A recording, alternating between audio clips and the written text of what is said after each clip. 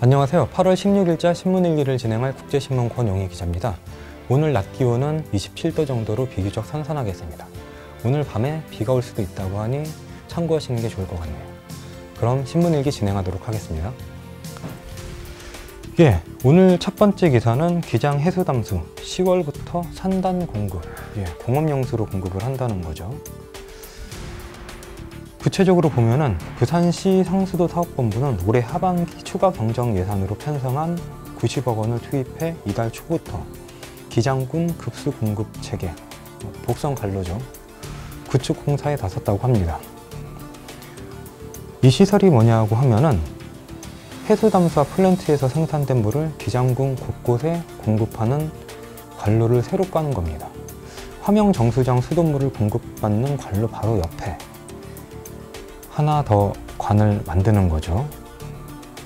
이게 주로 어디로 들어가냐면은 명내, 장안을 비롯한 기장군 내 9개 산업단지, 고리 원자력발전소, 부산 테크노파크 해양생물산업 육상센터 등으로 이제 공급이 됩니다.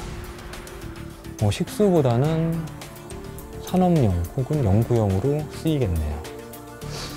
제가 이 기사를 보면서 제일 의아한 거는 왜 이 관로를 추가 경정 예산을 통해서 만드는지가 의문입니다. 왜냐하면 이 해수담수화 시설이라는 게 기장군보다는 해수담수화 시설 공급 업체의 혜택이 돌아간 측면이 있거든요. 사실 기장군이 해수담수, 그러니까 바닷물까지 끌었어야 될 정도로 물이 부족한 곳은 아닙니다. 왜냐하면 당연히 바닷물을 먹을 수 있는 물로 정수하는 비용이 기존의 강물을 정수하는 비용보다 훨씬 더 비싸기 때문입니다. 그래서 중동 지역에 주로 이 시설을 수출을 하죠. 그렇기 때문에 맨 처음에 기장군에 이 해수담수화 시설이 들어설 때도 이 업체의 테스트베드 성격으로 들어왔다는 말도 많았습니다.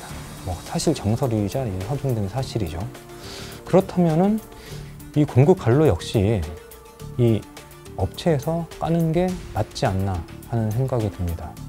아무튼 부산시와 이 공급 업체 간에 여러 가지 이야기가 오갔을 것으로 보이는데 어떤 이야기가 오가서 이런 공급 관로 예산을 추가 경정 예산으로 편성을 했는지 한번 살펴봐야 될 것 같습니다. 대부분은 의아해하는 이야기이기 때문이죠. 다음 기사 한번 보겠습니다. 일본인 최정만 앞세운 영도대교 전시관. 작년 9월에 영도구 봉래동에 개소를 했는데요. 여기가 일본 기술가, 설계자에 대해서 안내를 하는 선에 그쳤다고 그래요. 조선인 착취나 근현대사 애화는 빠져 있다고 그러는데요. 뭐가 문제인지 방문객은 이렇게 말합니다. 근현대사의 애화는 없고 1930년대 영도다리 설계, 건설, 준공에 초점을 맞춘 것 같다. 일본풍이 짙어 거부감이 든다고 말했습니다. 실제로 전시관에는 영도의 조선소를 건설한 일제가 물자 수송을 위해 영도다리를 지었다는 설명이 빠져 있다고 그러네요. 영도구 해명도 좀 의아합니다. 공간적인 제약 탓에 일부 시기의 기록물만 전시됐다.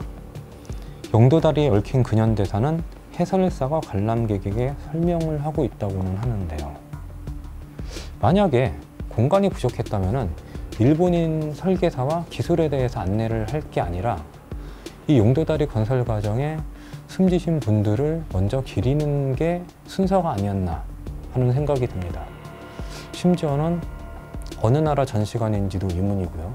만약에 아무것도 모르는 어린 학생이 이 전시관을 봤을 때는 당연히 일본인 설계자와 일본에 대한 감사한 마음밖에 남지 않지 않을까요? 일본인 같은 경우는 여기에 뿌듯함을 느낄 테고요. 이 전시관을 관람한 사람들은요. 아무튼 부친 조부가 독립운동가인 동국대 김광무 교수는 이 전시관에 대해서 이렇게 지적을 했습니다. 아픈 역사를 언급하지 않는 것도 왜곡이다. 영도다리가 생길 때의 역사적 사실을 정확히 풀어줘야 한다. 건설 현장에서 희생당한 조선인 노동자의 실태를 밝히고 일영탑까지 세워야 진정한 영도다리의 적사를 보여주는 것이라고 지적을 했습니다. 마지막 기사 보겠습니다. 동남권 핵심 상장자 44곳 중 32곳 상반기 영업이익 감소.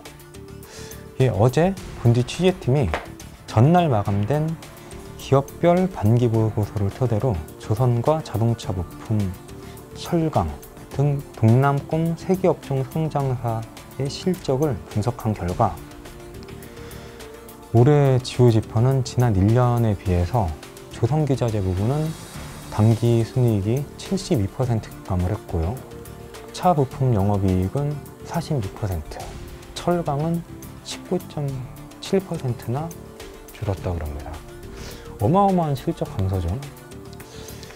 지금 보면은 이게 우리 부산 혹은 동남권의 주요 주력 업종들이 사양화, 쇠퇴화의 길로 접어드는 것 같습니다.